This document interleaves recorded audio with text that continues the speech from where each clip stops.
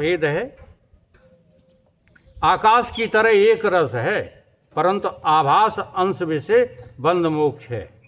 अब इसमें समझना क्या है कि जो शुद्ध चेतन का आभास पड़ रहा है, उसी आभास में बंध मोक्ष की कल्पना है। शुद्ध जो है चेतन में न बंध है न मोक्ष है। अधिष्ठान में आभास को भ्रांति से प्रतीत होता है, इसलिए केवल आभास में बंध मोक्ष है। इस विषय केवल इतना बोध है। पहले ये समझो कि आभास में ही बंध है, आभास में ही मोक्ष है। शुद्ध चेतन में न बंध है न मोक्ष है। इसमें थोड़ा सा भेद और है कि जिस आभास में आवरण है उस में बंध है, और जा विशेष स्वरूप का आवरण नहीं है वो आभास भी मुक्त है। यहाँ आभास में, मास्टर साहब समझ रहे हो, आभास में बंध मोक्ष बताया, लेकिन साथ में इतना भेद और समझ लो कि कौन से आभास में बंध है और कौन सा आभास मुक्त है। ये आभास का भेद है। तो जो आभास तमोगुण है, आवरण, हाँ आवरण माने तमोगुण रजोगुण से दबा हुआ है, वो बंधा हुआ है। और जो तमोगुण रजोगुण से उचक गया है, केवल शुद्ध सत्वगुण में रहता है। हाँ, हमें तो ये प्यार ईश्वर से और दुनिया से मुझे क्या लेना, हमें तो काम ईश्वर से और जगत रूठन दे। हाँ, अब सब लोग छोड़ना चाहो तो छोड़ जाओ, हमें क्या फर्क पड़ने वाला। हम सच्ची बता रहे हैं। कहीं ना कहीं करुणा हमको इतने प्रयास में लगाए हुए, इस करुणा को थोड़ा सा हटा दें, हमारा काम बना हुआ, हमें दुनिया से क्या लेना देना। हाँ, जैसे हमारे विदुर जी थे, साफ साफ कहा था उन्होंने, राकेश के यहाँ कोई आता है नहीं, इसलिए हम तो बंद कर रहे हैं, आपको वकील साहब जाना है तो जाओ। तो मैंने इच्छा है आपकी, तो वो बंद कर गए, क्योंकि वो अपने आप में मस्त थे। मस्त तो हम भी थे, लेकिन पता नहीं ये गुरु की कुछ प्रेरणा अंदर से है कि अंदर करुणा जागती रहती है। लगता रहता है कि यार हमारी जैसे आप लोग हैं, शायद काम बन जाए। उस करुणा को हम नहीं रोक पाते, बस, और कोई कारण नहीं है। कोई लालच नहीं है मुझे किसी भी तरह का। लालच तो अब किसी से नहीं है। जी हाँ, घर वालों से भी नहीं, किसी से कोई लालच नहीं। खूब जो है, चाहे कोई कहता रहे रोटी कहाँ मिलेगी। अच्छा, रोटी नहीं मिलेगी तो प्राणी तो चले जाएंगे। और इससे अच्छी बात क्या है कि जब हम होश में हों वो हमारे प्राण चले जाएं। अगर प्राण बेहोशी में गए तो हो सकता है कि जन्म हो जाए। इसलिए होश में, होश पूर्वक प्राण जाएं, तो उसी का नाम तो मुक्ति है। और मुक्ति कहते किसको? तो इतना थोड़ा सा फर्क है। यद्यपि अविद्या और अज्ञान और माया एक ही वस्तु के तीन नाम हैं, चाहे अज्ञान का हो, चाहे अविद्या का हो, चाहे माया का। शुद्ध सतोगुण की प्रधानता से माया, मलिन सतोगुण की प्रधानता से अज्ञान और अविद्या, रजोगुण तमोगुण से दबा सतोगुण मलिन सतोगुण कहलाता है। या तो तमोगुण रजोगुण की अधिकता होने से अविद्या में जो जीव का आभास अंश है, ताको अविद्या स्वरूप का आवरण करे है। इसलिए जीव में बंधन है और ईश्वर में मुक्ति। अधिष्ठान चेतन सहित जो माया में आभास रूप ईश्वर है, सो तदपद का वाच्य अर्थ। तदपद का वाच्य अर्थ क्या है? अधिष्ठान चेतन, अधिष्ठान चेतन तो है ही, शुद्ध चेतन तो है ही, सहित और माया में आभास, इसका नाम ईश्वर है। और यही ईश्वर तदपद का वाच्य अर्थ है। जो अपन बात में ईश्वर ईश्वर चिल्लाते रहते हैं, वो ईश्वर कैसा है? हाँ, माया में आया हुआ चेतन का प्रतिबिंब। वो केवल अधिष्ठान चेतन तत्पद का लक्ष्य अर्थ है। इसलिए ये शंका जो है लोग करते रहते हैं, कहे ब्रह्म भी तुम कहते हो चेतन, ईश्वर भी तुम कहते हो चेतन। तो लक्ष्य से ब्रह्म कहते हैं और वाच्य से उसी ब्रह्म का नाम ईश्वर है। आई बात कुछ समझ? बात बात में ईश्वर कह देते हैं। जब लक्षणावृत्ति लगाएंगे तो वहां आभास को बाध करके शुद्ध तत्व को ब्रह्म कह देते हैं। वही ईश्वर है, वही ब्रह्म है। केवल अधिष्ठान चेतन तद पद का लक्ष्य है। जो ईश्वर है सोई जगत की उत्पत्ति और पालन और संहार करता है। ये चिदाभास करता है, चेतन कुछ नहीं करता। शुद्ध चेतन, यही बस रहस्य समझ लो। शुद्ध चेतन। सारी गीता इसी से भरी पड़ी है। भगवान देखो एक ही श्लोक में दो बातें कह रहे हैं। चातुर्वर्णम मया सृष्टा गुण कर्म विभाग से, कह रहे गुण कर्म के विभाग से चारों वर्णों को मैंने बनाया। ये भगवान कह रहे हैं। अब बनाया तो कर्ता हो गए कि नहीं बनाने के? हो गए। अब नीचे वाली अर्धाली में फिर क्या कहते हैं कि ऐसा करते हुए भी अहम अकर्ता अव्ययम, ऐसा करते हुए भी मैं क्यों कौन हूं? अकर्ता हूं और अविनाशी हूं। अकर्ता भी हूं और अविनाशी भी हूं। तो यहाँ दो बातें क्यों कह गए? वाच्य अर्थ में तो ईश्वर बन गए और लक्ष्य अर्थ में ब्रह्म। और बस यही हम तो में, लेकिन हम तो बेईमानी करते हैं। जब कर्ता बनते हैं तो क्या कहने लगते हैं कि अब बस जाका फल तो हमें भोगना ही है। इसलिए हम जो है उन्मुख हो जाते हैं। कहाँ? प्रपंच में। प्रपंचो उन्मुखी बुद्धि हमारी बनी रहती। अब हम बार बार श्लोक बोल रहे, लेकिन हमारी जो है मित्र भदौरिया जी सुन ही नहीं रहे श्लोक। हाँ, वो कहते फिर प्रपंच यदि तुम कहोगे तो ये भी बेकार है। अब ये बेकार कब है? तुम्हें बोध हो जाए ये भी झूठा। हाँ, तो हमारे लिए तो झूठा है। हम रोज कहते हैं हमारे लिए सत्संग करना अब कोई आवश्यक नहीं रहा। सही है, अपने लिए कुछ नहीं। जी हाँ, झूठा ही है। झूठा ही। और कहा है वेद शास्त्रों में कि झूठा ही शिष्य होना चाहिए, झूठा ही गुरु होना चाहिए, तब सत्य का पता लगता है। गुरु सत्य हो और चेला झूठा हो, काम बनने वाला नहीं है। काम तभी बनेगा तब। हाँ, अब इन बातों को जब हम बोलते शास्त्रिक भाषा तो उनकी खोपड़ी खराब हो जाती है। इसलिए साधारण भाषा में बहस करते हैं, क्योंकि सहज उपलब्ध हो ना। जो शरीर तुम्हें सहज उपलब्ध हो जाता है उसे तुम कभी भी अपने से श्रेष्ठ मानने को तैयार नहीं हो। ये व्यथा है हमारे साथ। जी हाँ, इसलिए कहा गया है शास्त्रों में कि जहाँ शारीरिक संबंध हो वहाँ गुरुआई मत दिखाना कभी, नहीं लेने के देने पड़ जाएंगे। ज़्यादातर लोग पत्नी के गुरु ज़्यादा बनते हैं। यहाँ से सुन जाएंगे फिर अपनी पत्नियों को समझाएंगे। वो क्या समझ रही है तुम्हारी बात? क्योंकि तुमको उसने उस स्थिति में समझा है जहाँ तुम घोर अपराधी हो। सही है। अब वो तुम्हें गुरु कैसे स्वीकार कर ले? नस नस हो जान देती है। जी हाँ, हाँ, इसीलिए बहुत सच्ची बातें हैं ये। कभी पत्नी को शिष्य ना बनाना। कोई भी शारीरिक संबंधी हो उसे शिष्य, हाँ, वो तुम्हारा शिष्य बन जाए तो ग्रेट है। जैसे लक्ष्मण जी छोटे भाई हैं और शिष्य बने बैठे हैं। छलहीना लक्ष्मण वचन कहे छलहीना। अब जो छलयुक्त वचन लिए घूम रहा है, फिर वो भाई हो कोई भी हो। और देखो श्री कृष्ण का और उनका रिश्ता क्या है? जीजा साले का। अर्जुन को समुद्रा जो है अर्जुन को ब्याही थी, वो समुद्रा बहन किनकी है? श्री कृष्ण की। बड़ा मुश्किल है साले को गुरु स्वीकार करना, है मुश्किल कि नहीं? लेकिन अर्जुन ने स्वीकार किया। अब जो है, अब ये काम किसका है?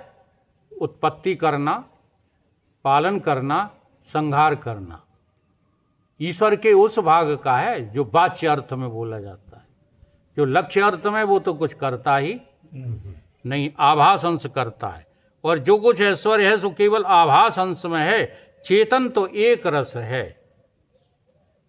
इसलिए उसमें सत्ता स्फूर्ति देने बिना और ऐश्वर्य बनता नहीं है। तो शुद्ध चेतन में केवल सत्ता की क्या है, स्फूर्ति, गाड़ी की लुप लुप, जो हम रोज समझाते हैं। ब्रह्म कैसा है, जैसे गाड़ी की बत्ती की लुप लुप, ऐसे बत्ती हुई कि ईश्वर खड़ा हो गया, संसार खड़ा कर दिया उसने, और फिर चला गया तो ब्रह्म है। फैलूं तो सिकड़ूं तो दिले आशिक और फैलूं तो जमाना है। ये दो अल्फाजों में कुल अपना फसाना है। इतना ही है ब्रह्म ज्ञान, ज़्यादा नहीं। सही। लेकिन यही बात समझने के लिए न जाने कितने जन्म लग रहे हैं। पहले भी आप कहीं सुनते रहे हो सत्संग पूर्व जन्मों में। हाँ, ताको तो ये हाँ, उसका ये फल है। और पूर्व जन्मों का ही फल होता है कि बिगड़ा हुआ इंसान कभी कभी मुड़ जाता है, फिर पूर्व जन्मों के अपराध उसको फिर घेर लेते हैं। आज एक बहुत सच्ची बात बता दूं, जो बहुत सरल उसमें वाक्यों में है, वो आप हृदय से स्वीकार करो उसको, और ये आपाधापी छोड़ दो।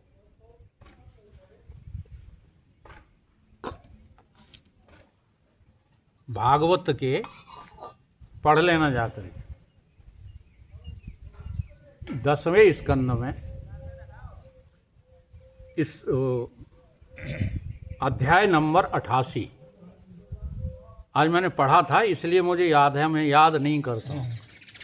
अध्याय 88 का श्लोक मास्टर साहब आप देख लेना जाके, अगर भागवत रखी हो, 7वां, 8वां और 9वां श्लोक।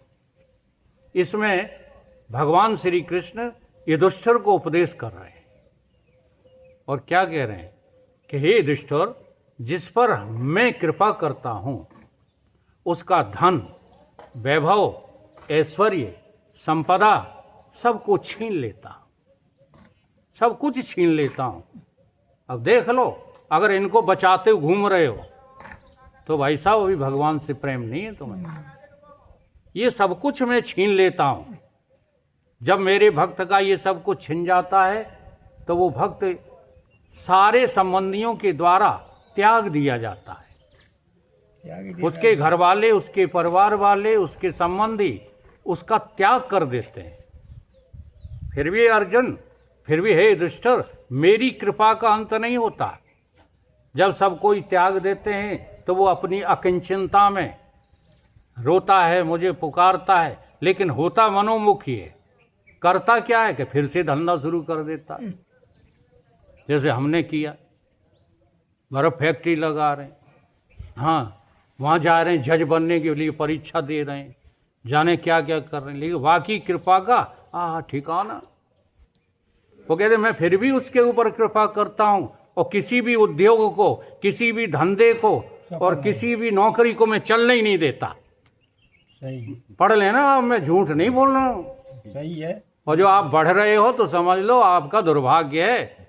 संसार की उन्नति का मतलब दुर्भाग्य, और संसार की जो है छीना झपटी भगवान के द्वारा, तो ये है तुम्हारी उन्नति। था तुम्हें इस ओर आना और तुम उस ओर धाए। हमने सुनाया तो ये कई बार इन बातों को, लेकिन आज प्रमाण मुझे भागवत में मिल गया। जी हाँ, बड़ा ऊंचा ग्रंथ है भागवत, लेकिन लोग सही ढंग से पढ़ते ही नहीं। तब फिर क्या करता हूँ मैं कि उसकी सारी जो है व्यवस्थाएं भंग कर देता हूँ।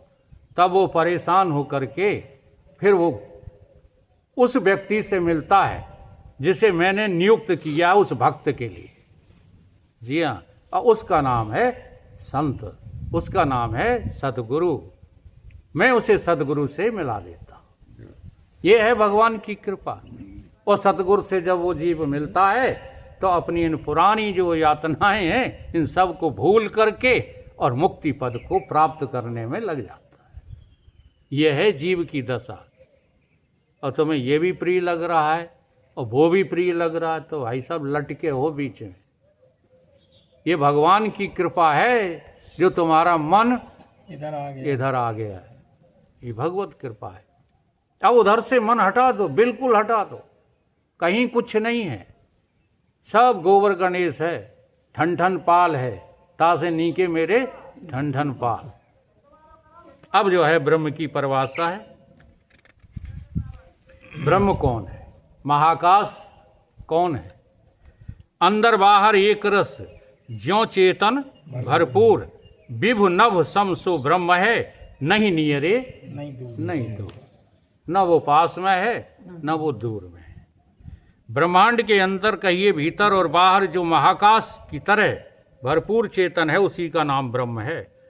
सो ब्रह्म न दूर है न पास है, क्योंकि जो वस्तु अपने से भिन्न होती है वही देश रूप उपाधि वाला होवे, सो नियरे और दूर होता है। जो अपने से अलग होता है, हाँ तो वो दूर। हाँ, वो दूर और या नजदीक। नजदीक की उपाधि वाला हो जाता है। यद्यपि ब्रह्म शब्द का वाच्य भी सो उपाधिक है, काहे सो व्यापक वस्तु का नाम ब्रह्म है। ब्रह्म कौन है? जो व्यापक है। सो व्यापकता दो प्रकार की होती है।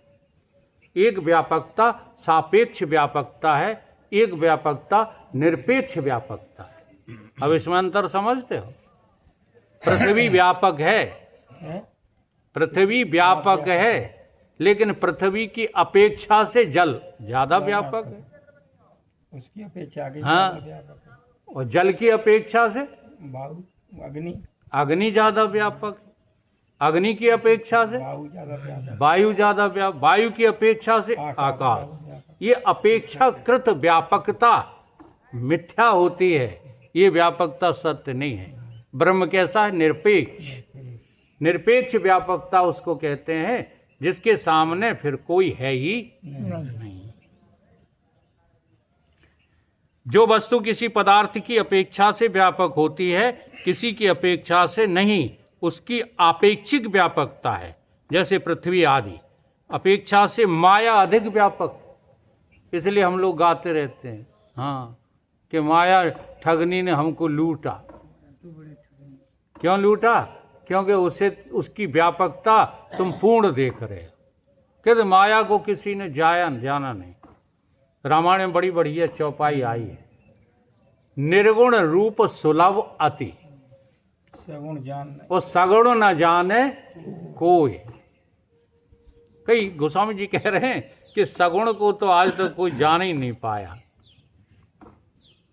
और आगे क्या है? सुन मुनि मन भ्रम होए।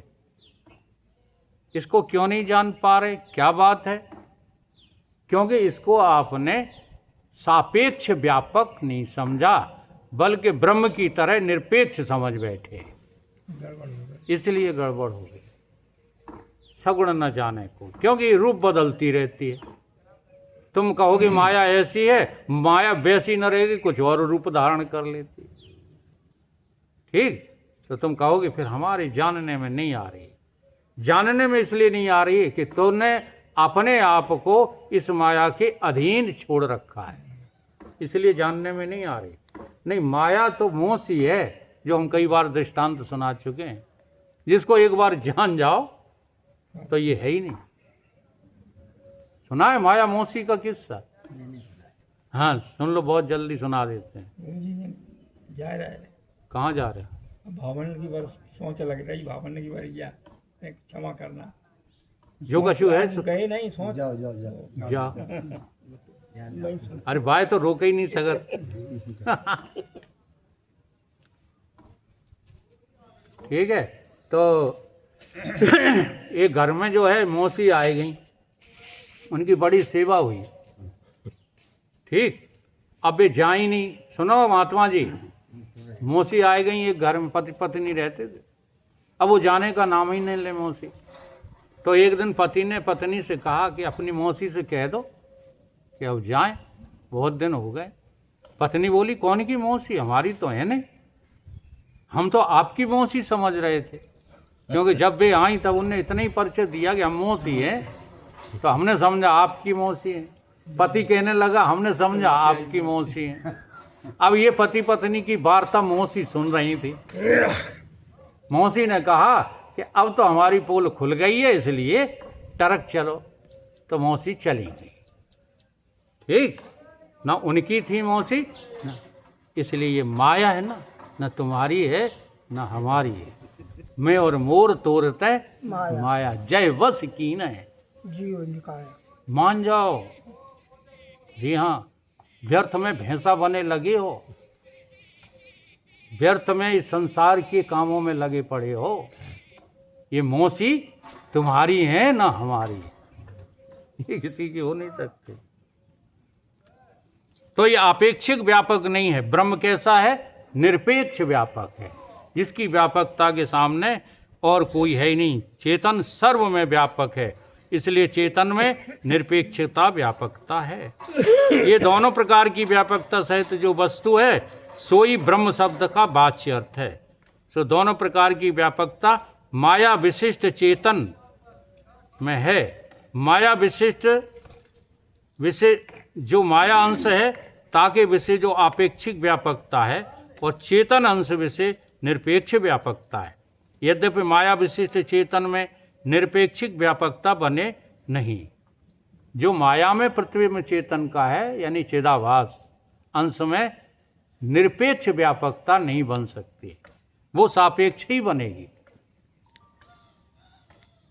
माया विशिष्ट चेतन से शुद्ध चेतन की व्यापकता अधिक है, इसलिए शुद्ध चेतन विषय निरपेक्ष व्यापकता है। तथापि माया विशिष्ट जो चेतन है सो परमार्थ दृष्टि करके शुद्ध से भिन्न नहीं, शुद्ध रूप ही है। इसलिए माया विशिष्ट में भी जो चेतन अंश है बस उसी में निरपेक्ष व्यापकता है। इस रीत से माया विशिष्ट ही ब्रह्म शब्द का वाक्य अर्थ है। शुद्ध चेतन ब्रह्म शब्द का लक्ष्य अर्थ है। ये जो है लक्ष्य और वाक्य में फर्क है। वाक्य अर्थ सीधी भाषा में समझना, जो भाषित हो रहा है वो वाक्य अर्थ है, ठीक है, और जो निराभाषित है वो लक्ष्य अर्थ है। इसका एक उदाहरण बहुत अच्छा है, कई बार मैंने दिया है, लक्षणावृत्ति का।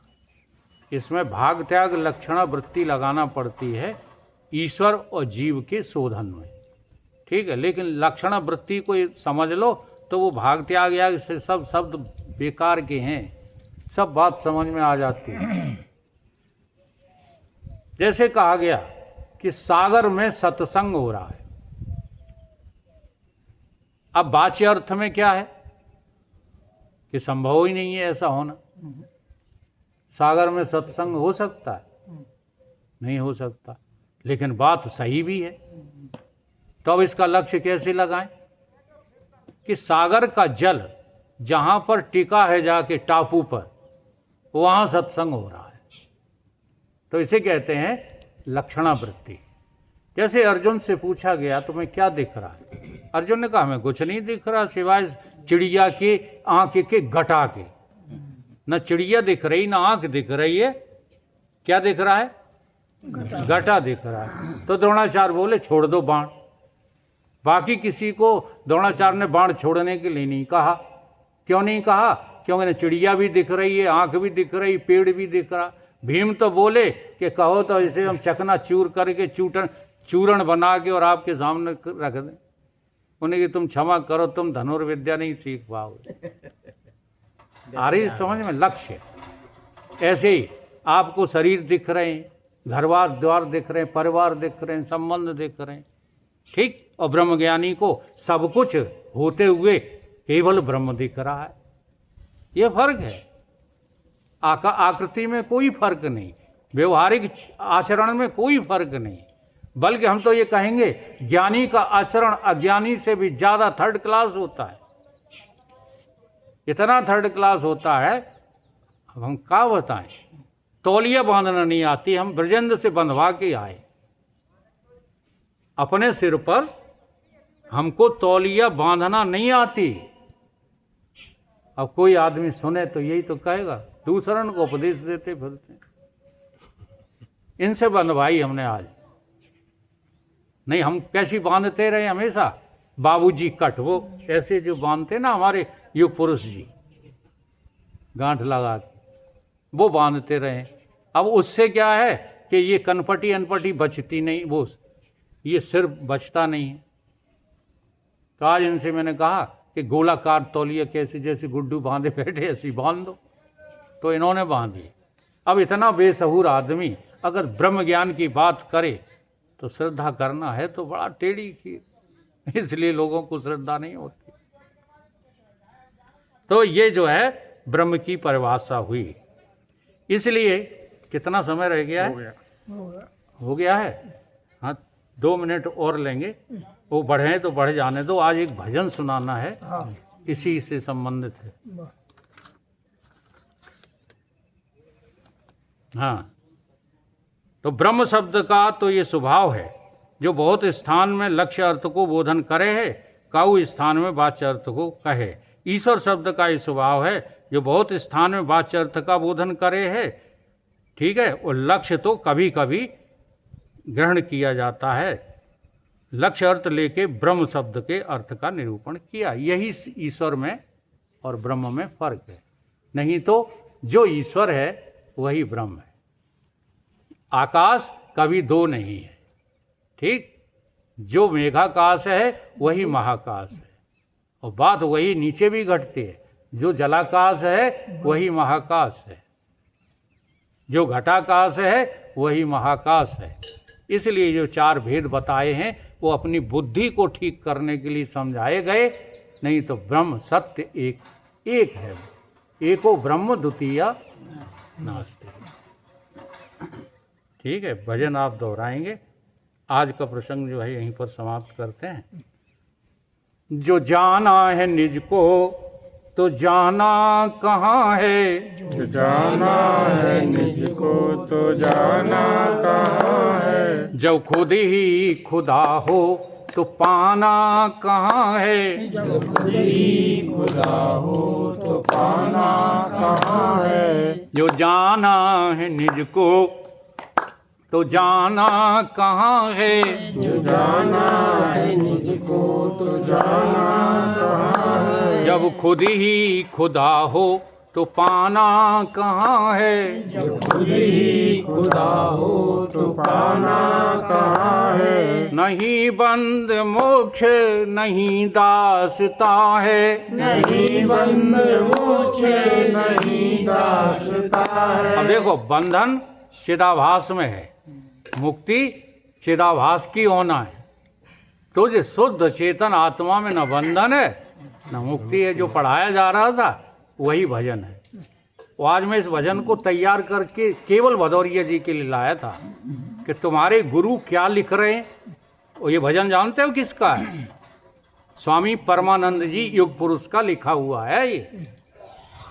और तुम उनके शिष्य होकर के विरोधाभास रखते हो अंतःकरण में। काहे के शिष्य हो तुम उनके? बता दो कि गुरु की बात नहीं मानेंगे, हम तो अपनी अनुभव की बात माने। क्या है अनुभव तुम्हारा? तुम्हारा अनुभव तो वो है जो जिंदगी भर तुमने किया है, झूठ ना बोलो तो। हाँ, जो जिंदगी में ज्यादा किया है वो अनुभव है कि आज नए जो शब्द सीख ले वो अनुभव है। तो जाना है निज को तो जाना कहाँ है, जो जाना है निज को तो जाना कहाँ है। जब खुद ही खुदा हो तो पाना कहाँ है, जब खुद ही खुदा हो तो पाना कहाँ है। न बंधन न मुक्ति नहीं दासता है, न बंधन न मुक्ति नहीं दासता है। फिर उसकी कृपा का ठिकाना कहाँ है, फिर उसकी कृपा का ठिकाना कहाँ है। जो जाना है निज को तो जाना कहाँ है, जो जाना है निज को तो जाना कहाँ है। जब खुद ही खुदा हो तो पाना कहाँ है, जब खुद ही खुदा हो तो पाना कहाँ है। न करता न भोक्ता नहीं कर्म किंचित, न करता न भोक्ता नहीं कर्म किंचित। फिर प्रारब्ध का ये बहाना कहाँ है, फिर प्रारब्ध का ये बहाना कहाँ है। जो जाना है निज को तो जाना कहाँ है, जो जाना है निज को तो जाना कहाँ है। जो खुद ही खुदा हो तो पाना कहाँ है। जब खुद ही खुदा हो तो पाना कहाँ है। जहाना जहाँ है, जहाना जहाँ कुछ, जहाना जहाँ है, जहाना जहाँ कुछ। शब्द समझे। जहाँ माने हाँ, संसार नहीं, जहाँ ना जहाँ है। जहाँ माने संसार, जहाँ संसार भी नहीं है, और जहाँ ना जहाँ कुछ है, और वहाँ कुछ भी है ही नहीं। जहाँ ना जहाँ है, जहाँ ना जहाँ कुछ, जहाना जहाँ है, जहाना जहाँ कुछ। पतंगे न दीपक जलाना कहाँ है। पतंगे न दीपक जलाना कहाँ अब है। इस बात को बड़ी गहराई से हमें समझना है। तुम आज ही सत्संग में आए, आज ही मेरे वेदांत को सुनकर कहने लगे, तो हम ये मान लें कि सत्संग भी कुछ नहीं है। देखो कितने अनाड़ीपने की बात है ये, कि सत्संग भी कुछ नहीं है। ऐसे तो अब उनके लिए सत्संग कुछ नहीं है, हाँ, जो अपने स्वरूप में सिद्ध हो गए हैं, जो अपने स्वरूप में रमण करते हैं, उन्हें अब सत्संग की जरूरत नहीं है। अभी आनंद लेकिन नहीं, वो चीज उनकी समझ में अभी नहीं आएगी, किसी की भी समझ में नहीं आएगी कि ज्ञानी को सत्संग करने में कितना आनंद मिलता है। और ये तो आप हमारी वाक प्रणाली से समझ ही रहे होंगे। हम जब बोलते हैं ना तो सारी दुनिया को जो है भूल जाते हैं, सामने केवल मेरे शब्द जो है उतरते चले जाते हैं। ये चीजें समझने की हैं। केवल ये तर्क दे देना कि तो सत्संग भी कुछ नहीं, जब प्रपंच कुछ नहीं है तो सत्संग भी कुछ नहीं। अरे भाई, प्रपंच को निष्प्रपंच करने के लिए सत्संग है, वो तो बताए तो वही रहा। परंतु ये कुतर्क तुम्हें कहीं का नहीं रहने देंगे, अच्छी जगह से हटा लेंगे और कोई बात नहीं। जब आदमी साधक बड़ी मुश्किल से, बड़े भाग्य से सच्ची जगह जुड़ता है, और फिर जो है माया अपना काम करना शुरू करती है तो हटा ले जाती है, उसमें कोई बात नहीं। जहाँ ना जहाँ है, जहाँ ना जहाँ कुछ, जहाना जहाँ है, जहाना जहाँ कुछ। पतंगे न दीपक जलाना कहाँ है। पतंगे न दीपक जलाना कहाँ है। जो जाना है निज को तो जाना कहाँ है। जो जाना है निज को तो जाना कहाँ है। जब खुद ही खुदा हो तो पाना कहाँ है। जब खुद ही खुदा हो तो पाना कहाँ है। न मानो तो है खुशी आपकी है। न मानो तो खुशी आपकी है। जो मानो ना तो खुशी आपकी है। जो मानो ना तो खुशी आपकी है। जवरियन का भैया जमाना कहाँ है। जवरियन का भैया जमाना कहाँ है। जवरियन का भैया जमाना कहाँ है। जवरियन का भैया जमाना कहाँ है। जो जाना है निज को तो जाना कहाँ है। जो जाना है निज को तो जाना कहाँ है। जब खुद ही खुदा हो तो पाना कहाँ है। जब खुद ही खुदा हो तो पाना कहाँ है। जो मानो तो खुद हो और न मानो तो खुद हो। जो मानो तो खुद हो, न मानो तो खुद हो। मान जाओ तो ठीक है, और न मानो तो तुम्हारे अलावा कोई है थोड़े। जो मानो तो खुद हो और न मानो तो खुद हो। जो मानो तो खुद हो, न मानो तो खुद हो। मन माने को भैया मनाना कहाँ है। मनमाने को भैया मनाना कहाँ है। जो खुद ही खुदा हो तो पाना कहाँ है। खुद ही खुदा हो तो पाना कहाँ है। जो जाना है निज को तो जाना कहाँ है। जो जाना है निज को तो जाना कहाँ है। युग पुरुष जी ने स्वयं ये लिखा है, इसलिए जो है आखिरी बंद में उनका स्वयं का नाम है, और लक्ष्य से ब्रह्म का नाम है परमानंद। परमानंद की न रही चाह तुमको, परमानंद की न रही चाह तुमको। अगर आप ब्रह्म को चाहते नहीं हो, हाँ तो हाँ, परमानंद की न रही चाह तुमको, परमानंद की न रही चाह तुमको। तो तत्वमसी का फिर ठिकाना कहाँ है? तत्वमसी का ठिकाना कहाँ है? तो तत्वमसी का ठिकाना कहाँ है? तत्वमसी का ठिकाना कहाँ है? जो जाना है निज को तो जाना कहाँ है? जो जाना है निज को तो जाना कहाँ है? जो खुद ही खुदा हो तो पाना कहाँ है? जो ही खुदा हो तो पाना कहाँ है? बोलिए सतगुरुदेव भगवान की जय।